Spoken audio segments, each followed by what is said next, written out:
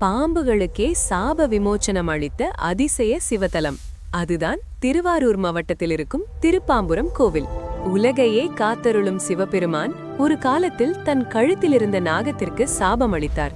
ஏன் தெரியுமா? விநாயகர் சிவனை வழிபடும்போது அந்த நாகம் தன்னையும் பூஜிக்கிறார்கள் என்று கர்வம் கொண்டது. அதனால் கோபமடைந்த சிவபெருமான் அனைத்து நாகங்களுக்கும் சாபம் அளித்தார். அந்த சாபத்திலிருந்து விடுபட ஆதிசேஷன் உட்பட எல்லா நாகங்களும் ஒரு மகா சிவராத்திரி நாளில் பூமிக்கு வந்து 4 தலங்களில் சிவனை வழிபட்டனர்.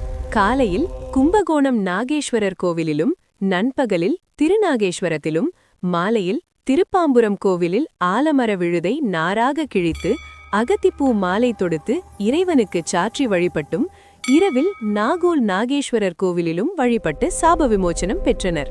இத்தலத்திற்கு சர்ப்பபுரி என மற்றொரு பெயர் உண்டு. இங்கு வீற்றிருக்கும் இறைவனை பாம்புரநாதர் என்றும், சேஷபுரீஸ்வரர் மற்றும் சர்ப்பேஸ்வரர் என்றும் அழைக்கின்றனர். இந்த கோவிலின் மிகப்பெரிய அதிசயம் என்ன தெரியுமா? ஞாயிறு, செவ்வாய், வெள்ளிக்கிழமைகளில் உண்மையான நாகங்கள் வந்து சிவனை தரிசிக்கின்றன என்பது பக்தர்கள் நம்பிக்கை. இந்த ஆலயத்தில் எப்போதாவது மல்லிகை மற்றும் தாழம்பூ போன்ற மலர்களின் மனம் வீசும் என்றும், அப்போது நிச்சயமாக அந்த ஆலயத்தில் ஏதேனும் ஒரு பாம்பின் நடமாட்டம் உள்ளதாகவும் கூறுகிறார்கள். மேலும் 2002ஆம் ஆண்டு மார்ச் 21ஆம் தேதி ஒரு அதிசயமான சம்பவம் நடந்தது. ஒரு பெரிய நாகம் சிவலிங்கத்தின் மீது சுமார் 7 முதல் 8 அடி நீளமுள்ள தன் பழைய தோலை அங்கேயே உரித்துவிட்டு சென்றது. மேலும் இந்த பகுதி முழுவதும் பாம்புகள் இருந்தாலும் யாரையும் இதுவரை தீண்டியதில்லை. பாம்பை நினைத்தாலே பலருக்கும் பயம்தான். ஆனால் இந்த கோவிலுக்கு சென்றால் பாம்புகள் மேலும் நாகங்கள் வழிபடும் சிவனையும் பார்த்தால் பயம் நீங்கும் என நம்பப்படுகிறது.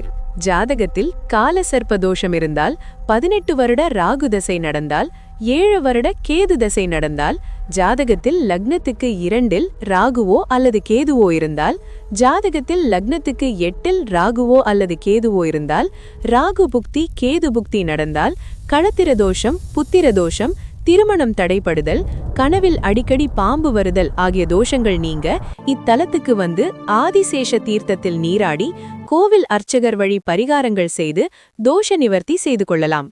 ராகு கேது தோஷங்கள் நீங்க கல்லாலான நாக வடிவங்களை இக்கோயிலில் உள்ள வன்னி மரத்தடியில் பிரதிஷ்டை செய்து வழிபடுகிறார்கள்.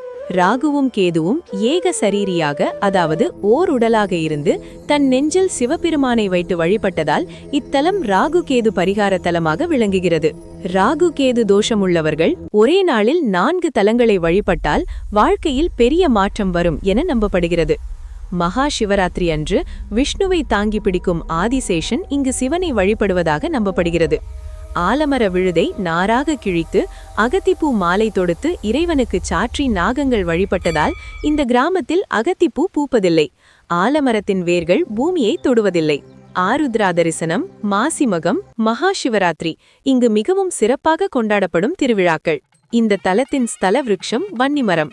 தேவாரப் பாடல் பெற்ற புண்ணிய தலம். திருஞான சம்பந்தர் பாடல் பெற்ற சிவஸ்தலம். ஒருமுறை திருப்பாம்புரம் தரிசனம் செய்தால் வாழ்க்கையிலிருந்த தடைகள் விலகி நன்மை பெருகும். ஓம் நம சிவாய.